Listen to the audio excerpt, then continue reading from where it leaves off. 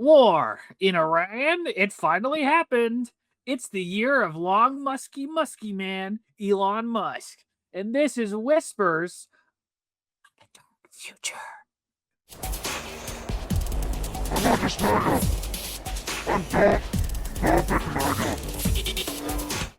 The US finally did it. Yeah. It finally did it. I'm clapping with my not hands. It finally did it. We have war with Iran. The Bush Yeah. administration is finally Bush Jr. is finally here. The sequel to the War on Terror, the sequel to the Iraq War. Or the third in the trilogy, the Iraq, Afghanistan, Iran War. The trilogy is here. Yeah, the All right. trilogy of dumbass, ill-conceived, illegal fucking Middle East wars, yeah. The Trumpers said, we'd want no more wars. Trump said, we're going to have more wars. The Trumpers, we will have infinite war forever. All right, set the stage. Why are we here at the Iran War? At the Iran War? Well, so the Islamic Republic of Iran has been a thorn in the side of the United States for a very long time, since it was established in 1979 by the Islamic Revolution. The Islamic Revolution happened because the United States was backing, and in fact, essentially installed over a democratically elected leader, Mohammad Mossadegh, the Shah monarchy, which was geopolitically and economically favorable to the United States and Israel, but was an authoritarian regime where state forces would disappear and kill and torture. And so as a result of that, you had the Islamic Revolution that installed an Islamic Republic, which is also an authoritarian state, but has a sort of conservative Islamist political ideology, and is, essentially, completely anti-US, completely anti-Israel. And so, there's this intelligence community term for what happened as a result of the Iranian Revolution called blowback, because essentially the Iranian Revolution wouldn't have happened without US policy in Iran. It wouldn't, the Islamic Republic wouldn't exist without the propping up of the Shah by the United States. So, from essentially the very beginning, the Islamic Republic has been engaging in fiery rhetoric, anti-American rhetoric, anti-Israel rhetoric. In 1979, I believe people at the US Embassy were kidnapped or were held for ransom. Iran carried out an attack sometime later against a US maritime asset. And Iran has developed a regional set of proxies called the Axis of Resistance, which is essentially, it's made up of Hezbollah, Hamas, the Houthis, and I think that's it. Maybe Palestinian Islamic Jihad also, but essentially, Islamist groups that I don't think the Houthis aren't Islamist, are they? I don't put them aside. Beside the Houthis, they might. I'm not sure whether they're Islamist or not, but I thought they were like a national. Well, are they're usually well. So this depends on how we're defining Islamism. Shia Islamist? Okay. Well, whatever. So certainly Hezbollah and Hamas are Islamist, and Islamic Jihad, if that's in there, Palestinian Islamic Jihad, if that's in there also. But anyway, essentially backing anti-Israel Islamist movements and groups, which the United States considers terrorist, and essentially, put up a regional resistance to Israel's power in the Middle East. And so, basically the Islamic Republic has been one of the sort of numero uno enemies of the United States and Israel for a long time. Bush made the famous speech going into the Middle East wars, where he said that Iran was part of an axis of evil with Saddam and North Korea. So Iran has been a thorn in the United States' side for a very long time, a thorn in Israel's side for a very long time. And so, one imagines that there have been elements in the United States that have wanted to overthrow the Islamic Republic for a very long time. The problem with that was that the United States overthrew the Taliban and Saddam and got itself involved in dubious and costly regime change efforts that didn't achieve any of the big U.S. goals for those efforts. That kind of regime change was put off the table, at least for a while.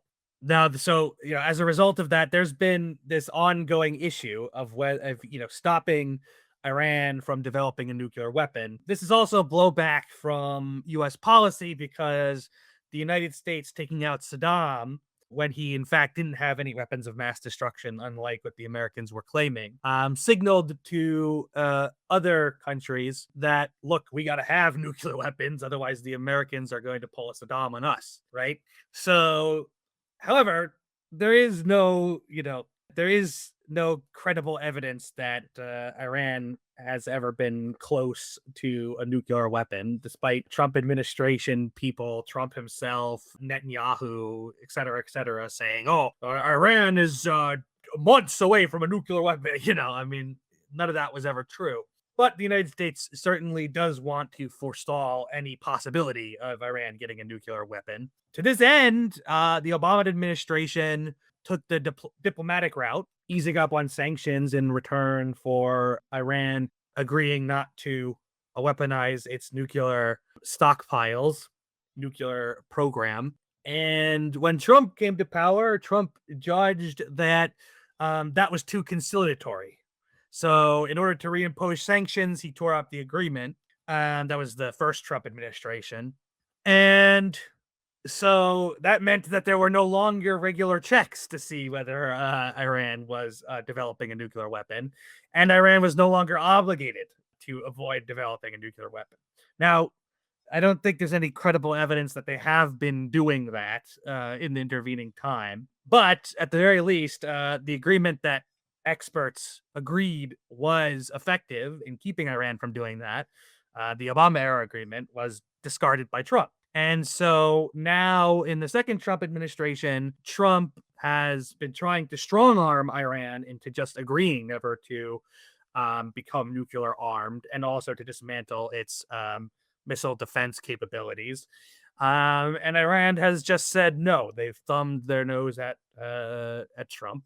And so Trump took the opportunity to attack them, to start an air war with the help of Israel. Israel is now judging that, basically it's time to get rid of their old foe, and so basically all of the Israeli political establishment has united for, even the opposing factions have united in favor of this war. And, because Israel is now feeling emboldened by essentially continually getting away with a genocide and degrading the capacities of Hezbollah in Lebanon. This war has also reignited hostilities with Hezbollah because there was a ceasefire between Israel and Hezbollah. Israel had essentially invaded Lebanon and killed and displaced droves of people, and then there was a ceasefire like the ceasefire in Gaza. Israel broke the ceasefire all the time, but then because the United States and Israel attacked Iran and Iran backs Hezbollah attacked Israel, and now Israel is resuming the invasion of Lebanon and demanding that the entire south of the country basically evacuate or be killed. So that's where we are.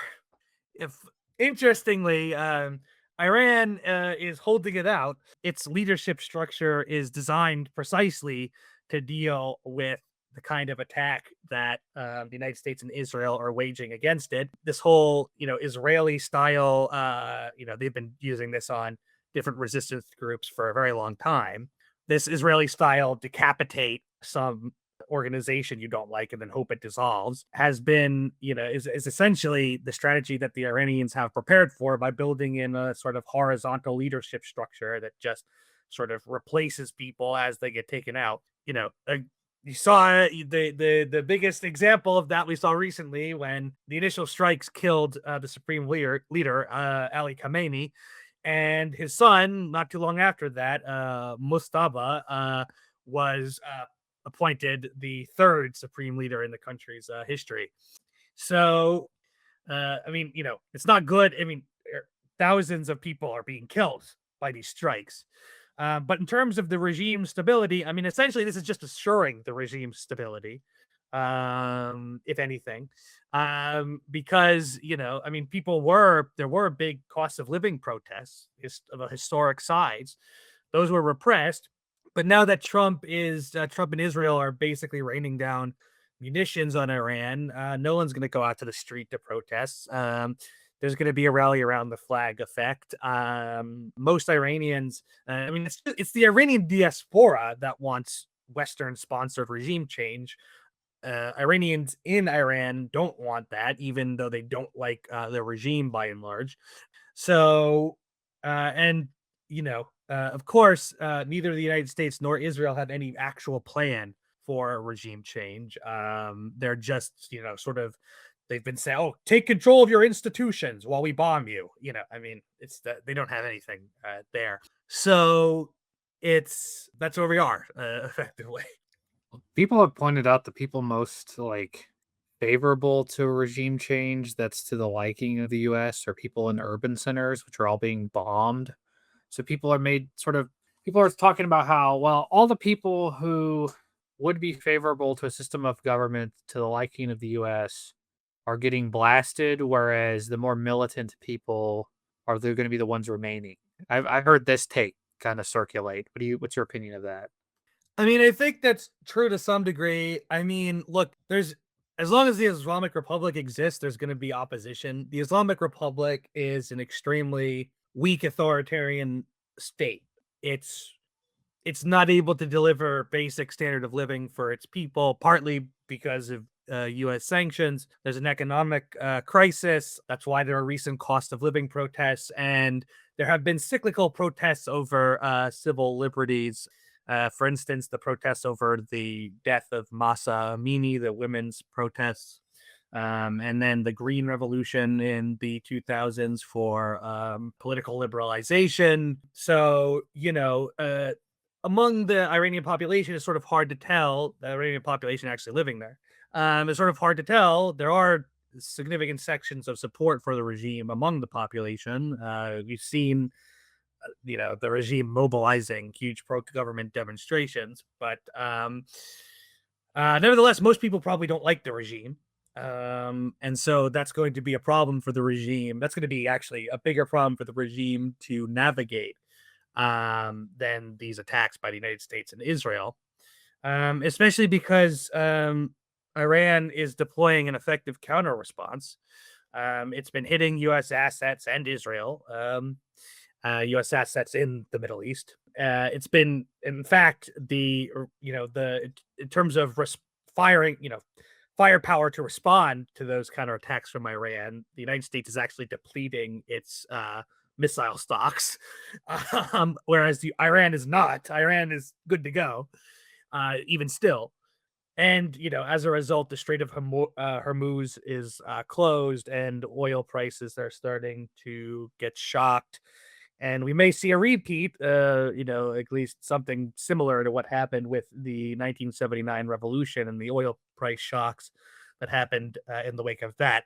So, so the regime will always have opposition, but there's no opposition that the United States or Israel would want.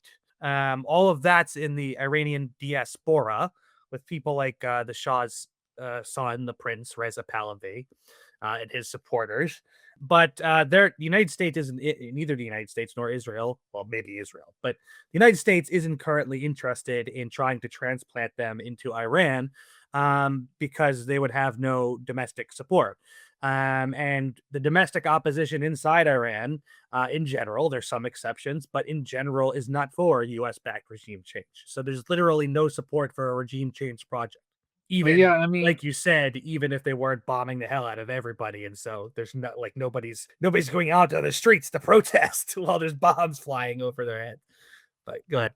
yeah, I mean, if this were Bush, this would make more ideological sense. But because both Israel and the US, one is a full ethnocracy, the other is on it is heading that way, there's a weird precarity here where it's like, well, how would the US implement liberal democracy in Iran when the US is currently destroying its own liberal democracy? You know? Whereas if this were Bush, there'd be a clear understanding of what's going to be set up. With Trump, that's not really the case. There's also this interesting angle where, like, you have right populism fighting what being would consider a legitimist force. So you have like one of the oldest species of illiberal conservatism fighting one of the newer ones. And it's essentially just brother versus brother wars, where one side is like, look, we need an imperfect social order based on the will of the masses. And the other is saying, we need an imperfect social order based on religious minority rule, you know? And it's like fascinating, this whole angle of it, which I think a lot of people don't understand that because a lot of people don't even think illiberal conservatism is a concept as far as they're concerned. A lot of people are just calling Trump another neocon, or saying that Marco Rubio has taken over the administration. But like, nothing about this makes sense because neoconservatism is not really a whole cosmology or ideology. It was a faction within moderate right technocrats who wanted to resecure US hegemony to make sure that the interstate of liberal democracy was secured, specifically with US as its hegemon backing it, right? Effectively keeping the rules-based order alive. Trump does not care about the rules-based order. So none of these conflicts are for the benefit of the rules-based order. In fact, they're to the detriment of the rules-based order, which is effectively like decaying right now. Yeah, I mean, it's interesting because from an ideological perspective, Trump's initial approach to foreign policy as a sort of conservative liberal populist was this sort of like nativist anti-interventionism. Look, those wars have just cost ordinary Americans for the designs of elites. We need to get out of them. But when he cuts in office, he can't really help himself in terms of pressuring Iran. He's shot missiles at Syria. He killed the Iranian general Qasem Soleimani, or the Iranian officer, high-ranking officer Qasem Soleimani. And, during the second administration, he's just been going all out, kidnapping Maduro and attacking Iran. And so, it seems like in office, he sort of shed the anti-interventionist version of nativist populism and sort of embraced an interventionist version where the ideological justification is, we have to, the American people have to impose their will on all these foreign actors that are guided by international elites to shortchange the American people, right? And so the American people are going to impose their will through me, basically randomly attacking all these different regimes that I don't like. And also, by the way, trying to strong arm all my economic allies through multilateral tariffs. So, it seems like he shifted in his interpretation of the nativist aspect of populism, of his conservative populism. It seems like he's taken a more interventionist approach to it actually in office, as opposed to when he was running and he was saying, oh, we got to get out, we got to be done with all these foreign wars. Well, it's interesting because nation building for liberal democracies is like ambiguous.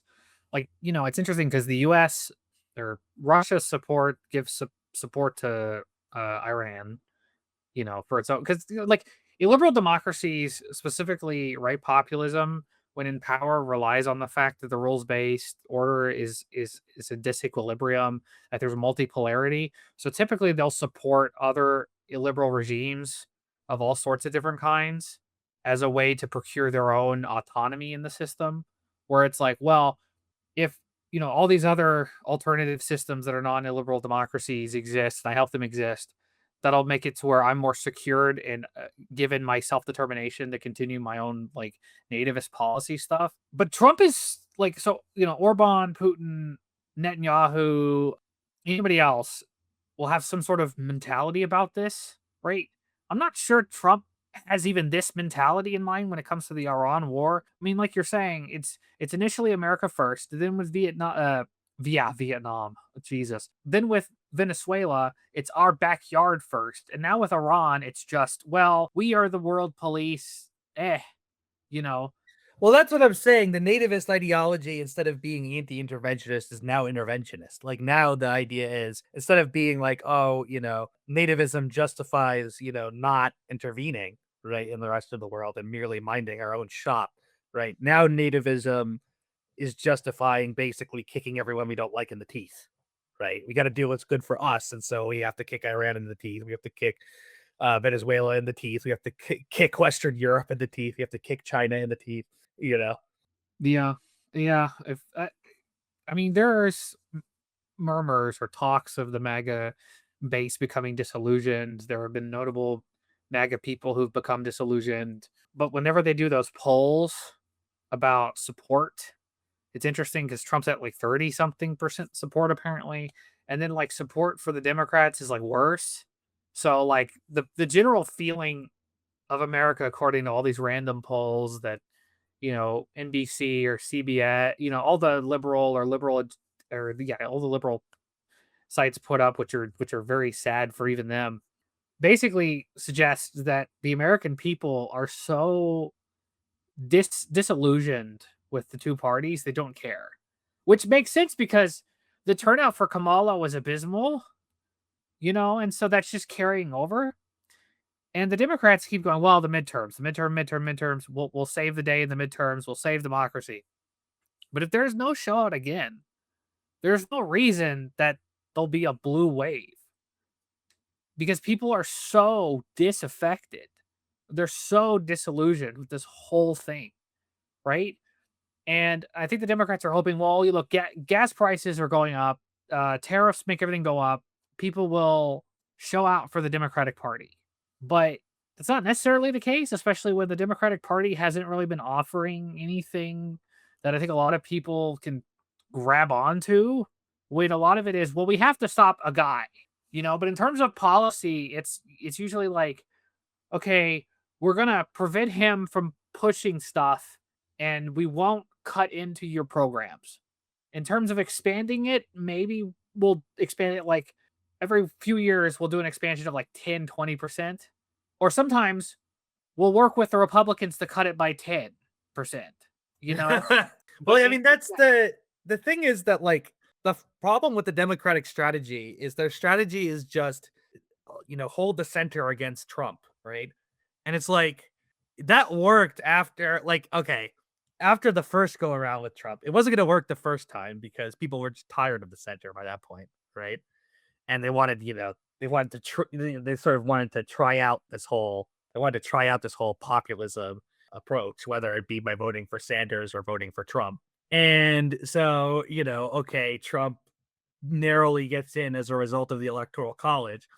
People get tired of him because he's, I mean, populists are divisive. Trump is the king of that kind of politics. And, so it's this divisive, shaky, politics for 4 years. Okay, people get tired of that, so then they vote in Biden. They'll prefer. They're tired of the populist shakeup, doing essentially nothing to address their concerns and just making everything sort of fall apart around them. So okay, fine, we'll vote for the center candidate again. And then, they remember just how little the center candidate was going to do to address their concerns. And so then, most people say, okay, fuck it. What does it matter anymore? And then, the small, the sort of vocal minority of Trump cultists, and the populist rank and file then descend on the process and, get Trump back in. And so it's like if you're just doing the same strategy again, like at best, this is gonna be like, I mean, I don't know. I mean, it's essentially like you're eroding your like, especially displaying yourself as being like this sort of ineffectual opposition, right? Where you're not really doing anything to stop Trump, right? the biggest defeat he was handed recently was by his own stacked conservative Supreme Court. And so it's like, all right, you're just eroding your own base of support, right? I mean, I think if the Democratic Party was smart, I mean, they would have just gone with, and this is not me endorsing it, by the way, but if they were smart, I think they would have just gone with the Sanders populism. I think they would have just accepted that, the center wasn't going to hold anymore. And they could just like erode him anyways, like they were gonna probably do if he had gotten it. Yeah, maybe, but then like, you'd have the same problem. Like the problem is that like centrist politics is no longer like this sort of moderate technocracy stuff is no longer cutting it. Like the reason you got populism, right wing and left wing populism is because the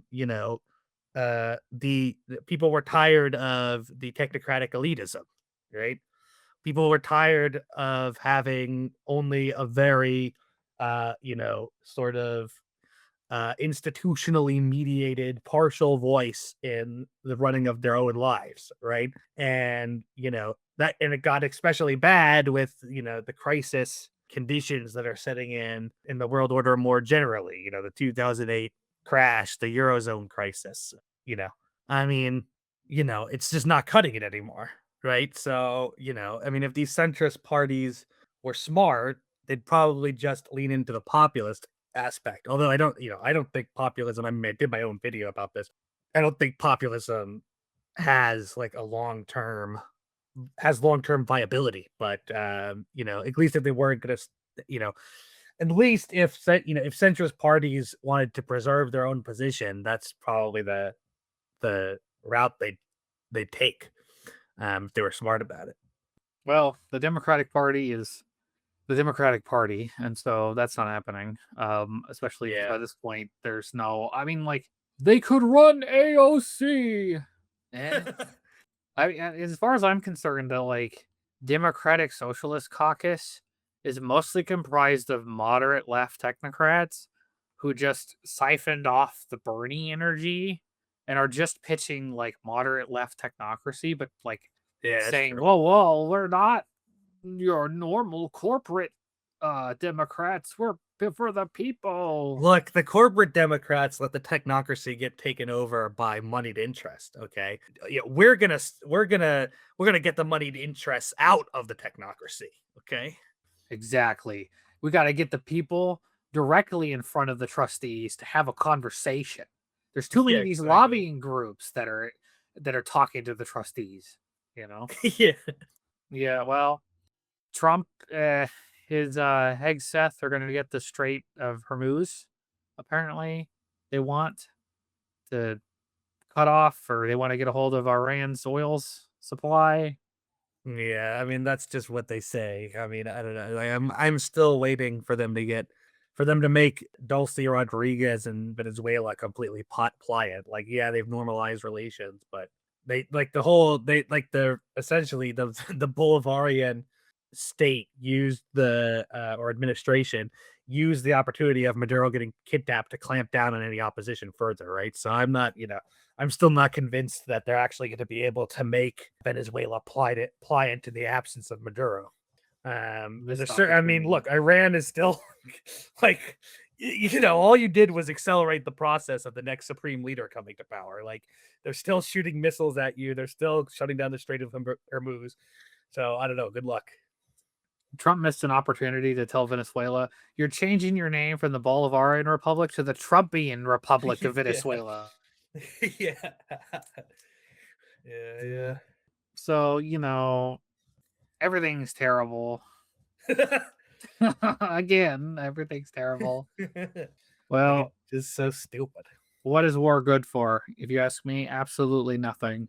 So, Exactly. I don't know. I think the UK is sending military to don't do that. What are you doing? Are you fidgeting with something over there? Cyprus got attacked, and so the UK is sending forces to Cyprus because of the two sovereign bases. So, Who attacked Cyprus? Iran sent in it attack um, Cyprus? I think Iran, somebody on the Iran side apparently hit Cyprus. Oh, great. Yeah, drone strikes on the two sovereign bases of the UK is so, you know. The Cyprus conflict is very silly. If you ever look into that, I where have it's not like looked into the Cyprus conflict. it's like this little island. A strip of it is owned or controlled by Turkey. Other part is the Cyprus Republic, and then there's a strip that's ran by the UN, and then there's two base areas that are ran by the UK. It's like four different governmental. The island is just like carved up into little areas of territory because of a lot of shenanigans, but that's for another time. There's questions of should Trump support the Kurdish in Iran? You know, all these separatist groups. You know, should we support the separatist groups? Should we turn Iran into 50 nation states? You know, global balkanization, you know. A civil war in Iran is like the worst outcome for everybody. I think policymakers know that. I think that's why you haven't actually gotten boots on the ground, either in Iran or Venezuela. The United States doesn't want to involve itself in another costly ground war that's going to generate even more opposition than there already is. So a civil war is a terrible outcome for everybody. But like, I mean, this whole backing the Kurds thing, that's a farce. I mean, that's a wet blanket. I mean, the United States, I mean, first of all, the Kurds know that the United States, you know, has a history of basically just, using them for its own ends and then hanging them out to dry. I mean, that's effectively why Saddam's genocide of the Kurds happened. So because the United States was backing what is this? We've already won. I just wanted to have this as a background. Go ahead. So the United States, backed the Kurds fighting the Iranian government, and then Saddam came to power, made like he was going to give the Kurds autonomy, and then he turned his back on the Kurds, and after brokering a compromise between or a ceasefire between the between actually Iran, which was U.S. backed at the time, and the Saddam regime, essentially the United States, abandoned the Iraqi Kurds. Henry Kissinger said, look, we're not doing missionary work here, and as a result, Saddam, once tensions resumed over autonomy, then Saddam just, basically carried out a genocide. So the Kurds are, aware of this. They're keenly aware of this. In fact, it's sort of happening right now that the Kurds, are essentially being swallowed up by the new Al Shara's government, and the United States doesn't necessarily have any use for them anymore. So the United States has just abandoned them. It's the Kurds know that the United States isn't really their friend in the long term. But okay, so then that even aside, the backing, just acting as if the Kurds in Iran are a unified force is silly. Like, there's all kinds of ideological and factional divisions, right? So how are you going to unite those forces into a coalition that's capable of overtaking the regime? Also, I mean, you're just going to have like a persecuted minority group take over the country. Like, do you really think that's going to go well? Like, if anything, like, I mean, there's just no, there's not even a way to get something like that off the ground. Like, it's just it's like a fantasy. It's like a wet fart in the fucking decision room. Like, it's just nonsense. Well, so far, Trump has claimed multiple times that we've already run, or that the U.S. has already won the Iran war, leading to Before he started this, right? He was claiming that the June 12-day war, where with we helped Israel strike Iran, had annihilated Iran's nuclear capabilities. But he said that before we went into this war, which is supposed to stop Iran from having nuclear capabilities. So what? Like, did I thought we already did this. this is called knocking on wood diplomacy, because you got to knock on wood about 2 or 3 times. So you got to have 2 or 3 wars with Iran to make sure they don't have nuclear capabilities. You Oh, wouldn't yes, yes, understand the yes. chess move. Yeah. This is five. This is 10D chess. Or what that Donnie is engaging in. The United Kingdom, our once great ally, maybe the greatest of them all, is finally giving serious thought to sending two aircraft carriers to the Middle East. That's okay, Prime Minister Starmer. We don't need them any longer, but we will remember we don't need people that join wars after we've already won. what a fucking moron. February it started February 28th, which is funny. So so there's a week into it. He said we already won, and then everybody did the Bush memes, the mission accomplished thing. So I mean, look, there is something to be said that this is a farce of the Bush wars, which were a farce in themselves. I think that's underlined by the fact that they're not putting actual ground troops there. Like it's just gonna we'll strike them from the air, and then we'll hope that somehow the regime dissolves.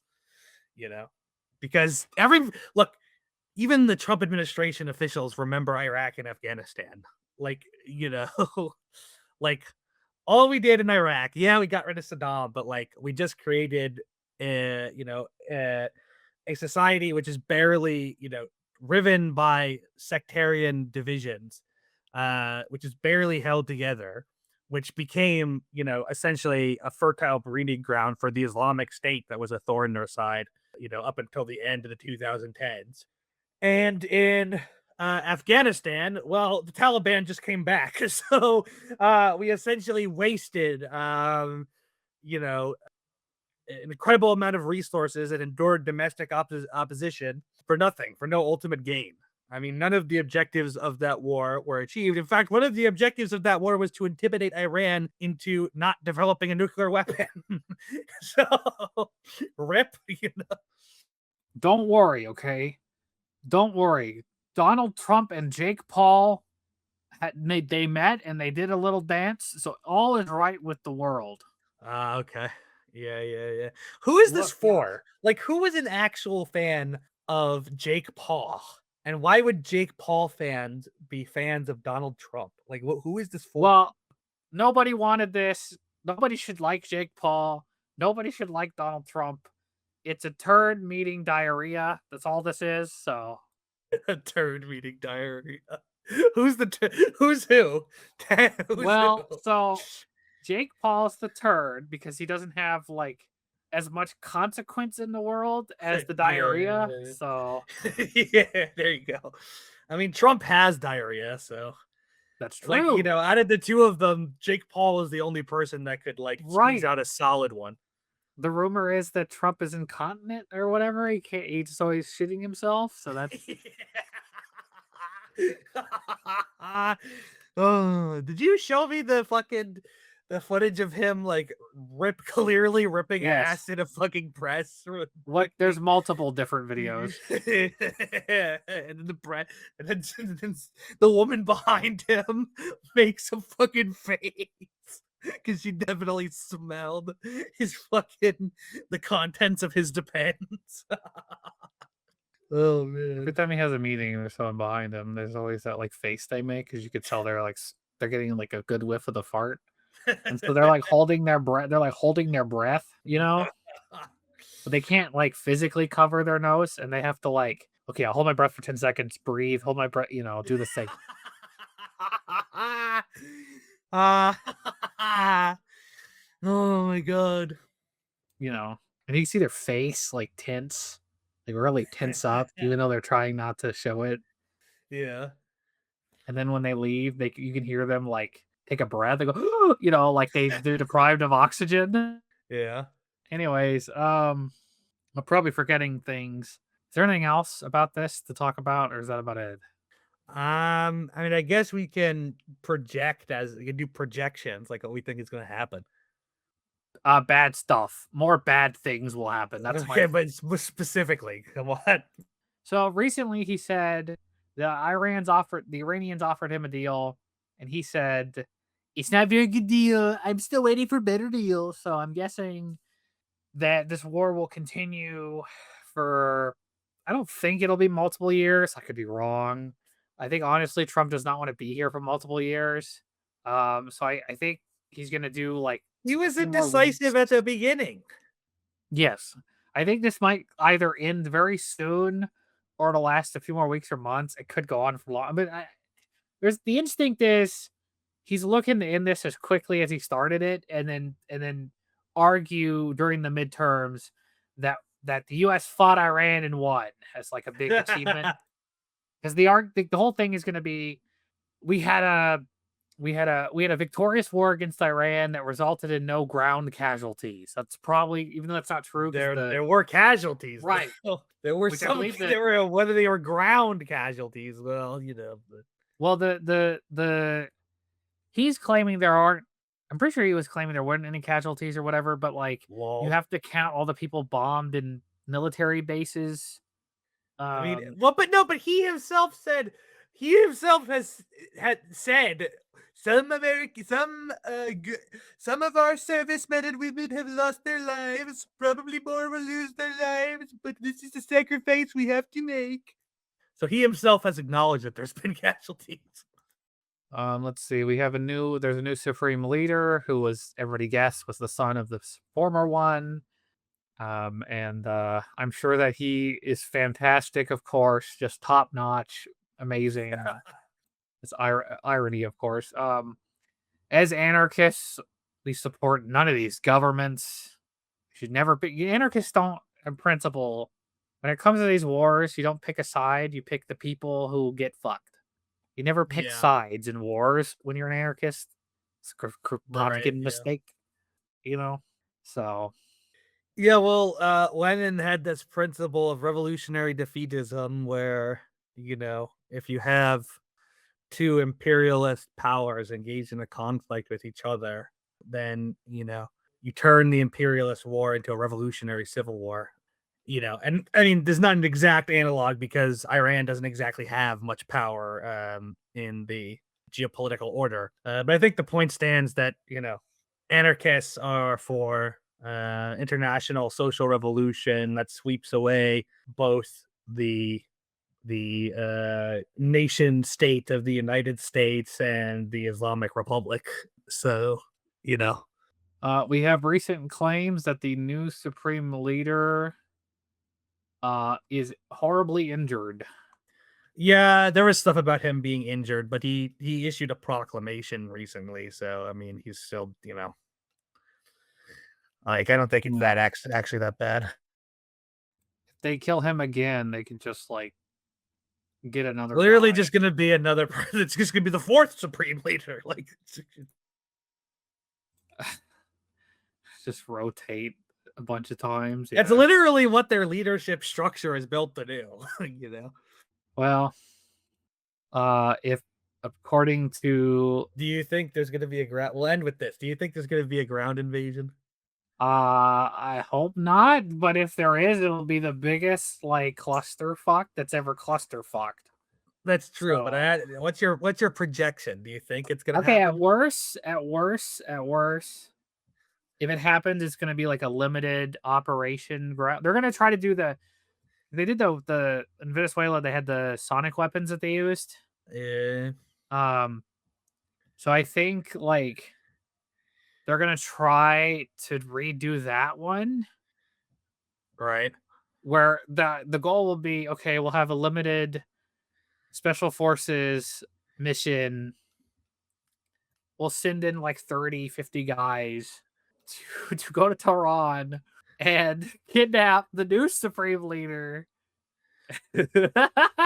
Well, no, I mean that or they'll just, I don't know, try to assassinate all the council of experts or something. I mean, I guess what they would want really is to occupy the Strait of Hormuz. I guess is really what they want. Good luck, because getting to Tehran is not like an easy task. You know, Iran is a lot more complicated than Venezuela is.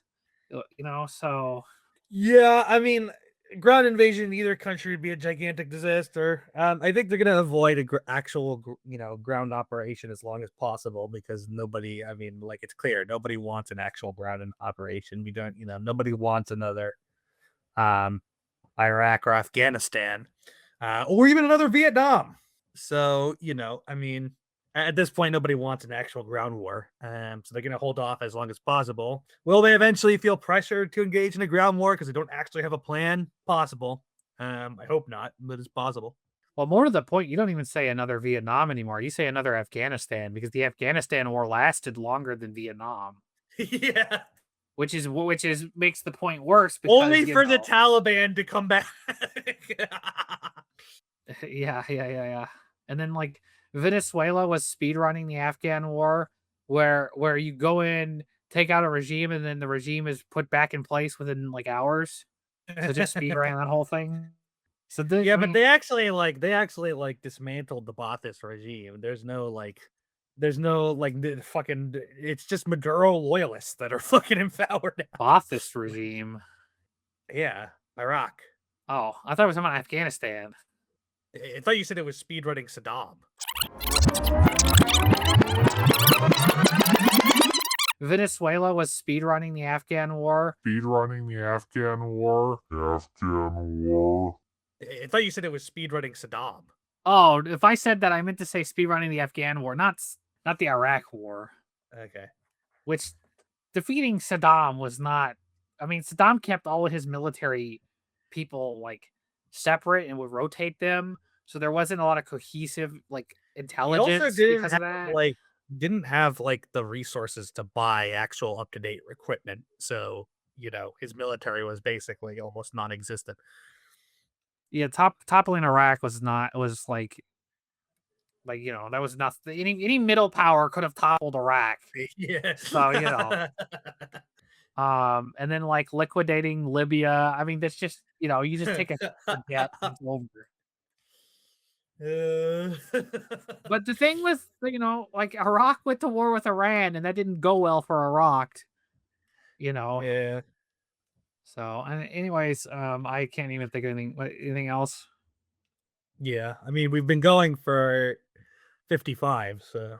Oh God, I don't know. Last words over there. What's the anarchist solution to this? What's the anarchist salute? Well, I said that already. Oh, okay. Well, we're okay. A brief history of time. Saw tin popcorn bucket. Steve riding on top of a bigger Steve. What are those? What are those like Russian? Okay, a Steve Russian doll where it's just a bit like a normal size Steve, and then you keep lifting the Steve up, Russian and it's a doll. smaller Steve, just like all the way down until you get to extremely tiny Steve. Yes, yeah, that's called a Russian doll. Unless you're annoying, you'll say it's chicken Inception, even though that's not what Inception meant in that movie. But hey, whatever. The actual term for big kind of thing. Inception means to incept an idea in somebody. A thing. All right. Thanks for watching. Check out channel. Check out Post Comprehension. Check out Piper Tompkins. She put out a recent video on responding to androism on religion. Check out Red and Black. What's our relationship to Red and Black? we write for Red and Black Anarchist.au. Yeah, a bunch of Australians. You're right. Yes. Yeah. The British people with the scary animals and barbecue. Exactly. Anyways, goodbye, everybody. Bye. This is important. We're going to be putting out a scorecard, okay? An early vote scorecard, state by state.